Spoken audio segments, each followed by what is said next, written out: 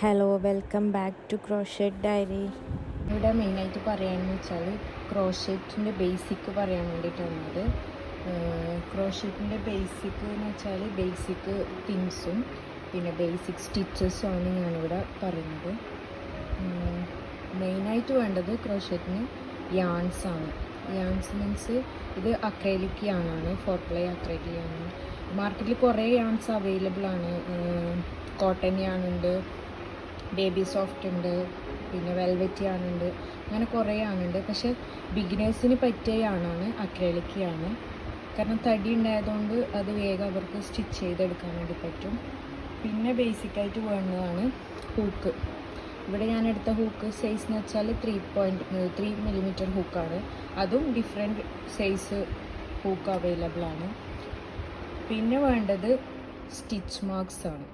Stitch മാർക്സിന് ഞാനിവിടെ use ചെയ്യുന്നത് yarns തന്നെയാണ്. കളർഫുൾ യാൺസ് വെച്ചിട്ടാണ് ഞാൻ സ്റ്റിച്ച് മാർക്സ് യൂസ് ചെയ്യൽ. മാർക്സ് തന്നെ ആയിട്ട് അവൈലബിൾ ഉണ്ട്, പക്ഷെ ഞാൻ യൂസ് ചെയ്യുന്നത് മെയിനായിട്ട് കളർഫുൾ യാണാണ്. പിന്നെ മെയിനായിട്ട് വേണ്ടതാണ് നീഡിൽ. ഈ ടൈപ്പ് നീഡിലെടുക്കുക, അല്ലെങ്കിൽ പ്ലാസ്റ്റിക് ടൈപ്പ് നീഡിലെടുക്കുക. അത് ഈ ലാസ്റ്റ് ഫിനിഷിങ്ങിൻ്റെ എൻഡ് ഫില്ല് ചെയ്യാൻ വേണ്ടിയിട്ട്, സോ ചെയ്തെടുക്കാൻ വേണ്ടിയിട്ടാണ് നീഡിൽ യൂസ് ചെയ്യുന്നത്. പിന്നെ മെയിൻ തിങ്സ് ആണ് സിസേഴ്സ്. പിന്നെ ഏറ്റവും ഇമ്പോർട്ടൻറ്റ് തിങ് ആണ് ബുക്കും, ഒരു നോട്ട് ബുക്കും ഒരു പെന്നും.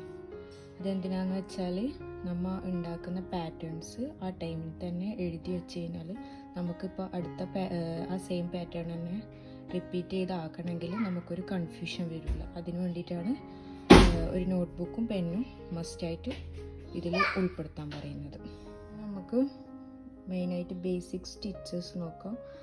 6 ബേസിക് സ്റ്റിച്ചസ് ആണ് മെയിനായിട്ട് ക്രോഷറ്റ് വർക്കിൽ ഉള്ളത്. ബേസിക്കായിട്ട് പഠിക്കേണ്ട കുറേ സ്റ്റിച്ചസ് ഉണ്ട്, പക്ഷേ ബേസിക്കായിട്ടുള്ള സ്റ്റിച്ചസ് എന്ന് വെച്ചാൽ 60 സ്റ്റിച്ചസ് ആണ്.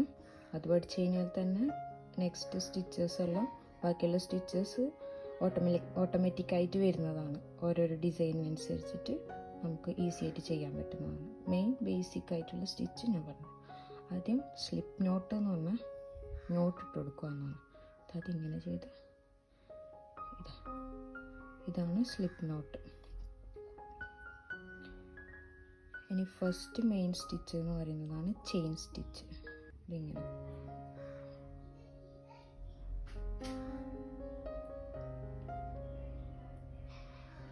ഇതാണ് ചെയിൻ സ്റ്റിച്ച്, ഫസ്റ്റ് സ്റ്റിച്ച് വരുന്നത്.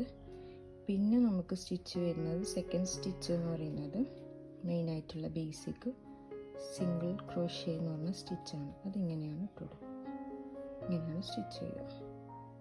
ഇതാണ് മെയിനായിട്ടുള്ള ബേസിക് സ്റ്റിച്ച്. നമ്മൾ അമിഗുരുമി എല്ലാം ചെയ്യാൻ വേണ്ടിയിട്ട് നല്ലോണം ക്ലോസ് ആയിട്ട് ചെയ്യാൻ പറ്റുന്ന സ്റ്റിച്ചാണിത്. സിംഗിൾ ക്രോഷ്യ എന്ന് പറയുന്നത്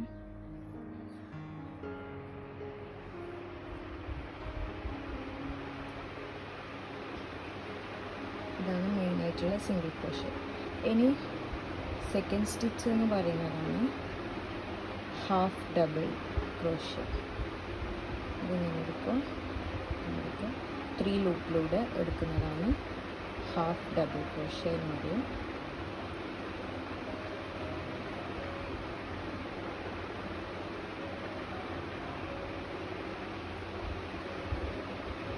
ഈ ലൂപ്പിലൂടെ വലിക്കാം.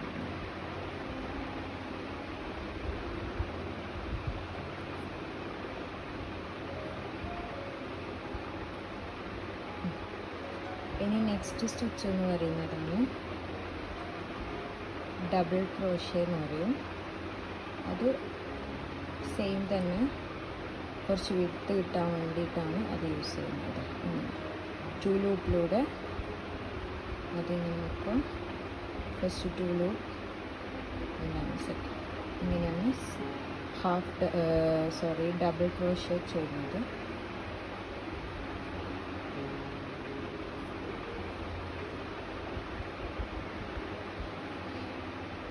നെക്സ്റ്റ് സ്റ്റിച്ചാണ് ട്രബിൾ ക്രോഷ്യ എന്ന് പറയും. ട്രബിൾ നമ്മൾ ആദ്യമെല്ലാം 1 ലൂപ്പെല്ലാം എടുത്തിട്ട് ഒന്നും കൂടി ചുറ്റിച്ചിട്ട് ഇതിലേക്ക് പോയി കഴിഞ്ഞാൽ first, second 2 loop, third 2 loop. ഇതിനാണ് ട്രിപ്പിൾ ക്രോഷ്യ എന്ന് പറയുന്നത്.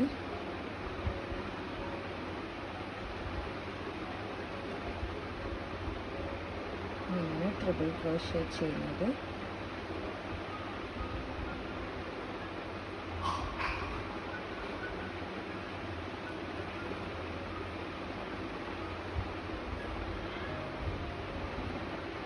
ദെൻ ലാസ്റ്റ് സ്റ്റിച്ച് വരുന്നതാണ് സ്ലിപ്പ് സ്റ്റിച്ച് എന്ന് പറയും. സ്ലിപ്പ് സ്റ്റിച്ച് എന്ന് പറയുന്നത് നമ്മൾ ജോയിൻ ചെയ്യാൻ വേണ്ടിയിട്ടാണ് അധികം യൂസ് ചെയ്യുന്നത്. പിന്നെ ഇതേപോലെ തന്നെ സ്റ്റിച്ചും ചെയ്യാം. അതാ ഇങ്ങനെയാണ് സ്ലിപ്പ് സ്റ്റിച്ച് ചെയ്യുന്നത്.